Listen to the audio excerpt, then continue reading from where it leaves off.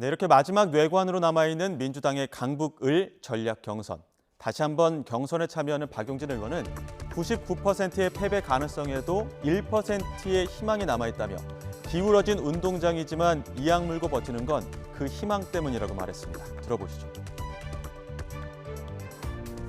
이게 승산이 있겠느냐, 그리고 저 가능성이 있겠느냐 이렇게 걱정하시는 분들이 많으신데 그 판도라의 상자가 생각이 났어요.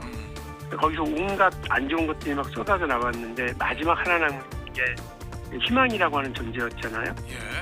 저는 뭐 99% 패배 가능성이 있지만 1%의 희망이 남아있다고 생각하고 아까도 말씀드린 것처럼 여야 통틀어서 강북 울구가 마지막 공천지역이면서 판도라 상자의 마지막 남은 하나 희망 같은 존재라고 생각합니다. 답정너 경선 그리고 99%의 패배 가능성 뭐 이런 것들로 있고 다 기울어진 운동장에 이상한 룰로 점철되어 있지만 제가 이 악물고 버티는 이유는 그 희망이라고 하는 단어 하나 때문에 그렇습니다. 특히 앞서 전해드린 것처럼 권리당원 30%에 전국 권리당원 70%의 비율이 적용되는 이 강북을 경선을 두고 박용진 의원은 전국 권리당원 비율이 너무 많다며 문제를 제기했는데요. 이에 대해 홍익표 원내대표는 갑작스러운 전략 공천으로 한쪽은 아예 선거운동을 못했다며 오히려 기울어진 운동장이 될 수 있다는 우려 때문이라고 설명했습니다. 지금 상황에서 아마 전략 공간에서 그런 판단을 한 것 같습니다. 지금 상황에서 갑자기 이제 들어간 후보는 전혀 그 강북 지역에서 선거운동이나 어떤 우리 당원과 지지자들 대상으로 선거 활동을 전혀 하지 못한 사람이지 않습니까? 그래서 강북을만 갖고 하는 경우에는 도리어 기울어진 운동장이 아니냐 이런 그 비판, 문제 제기를 갖고 방식을 정한 것 같아요. 그리고 조순희 변호사가 비교적 여러 가지 다양한 활동에서 민변에서 그 인권 변호사로 활동도 했고 그런 측면을 높이 샀다. 또 여성이라는 것도 높이 평가했다. 전략 공간에서 심사 결과 이렇게 설명을 하더라고요.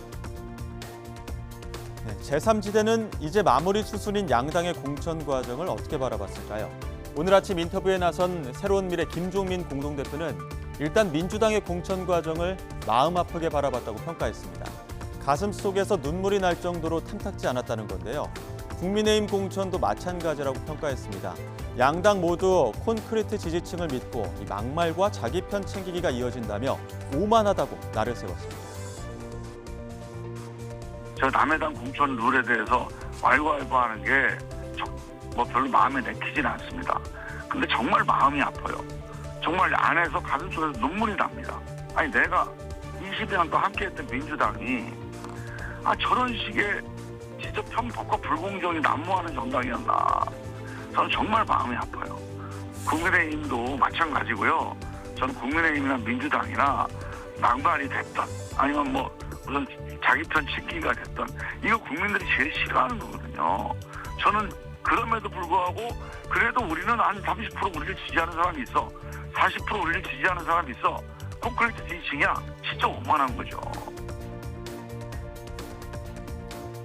한편 국민의힘 김경률 선거대책부위원장은 이번 여당의 공천 과정에 84점이라는 점수를 줬는데요.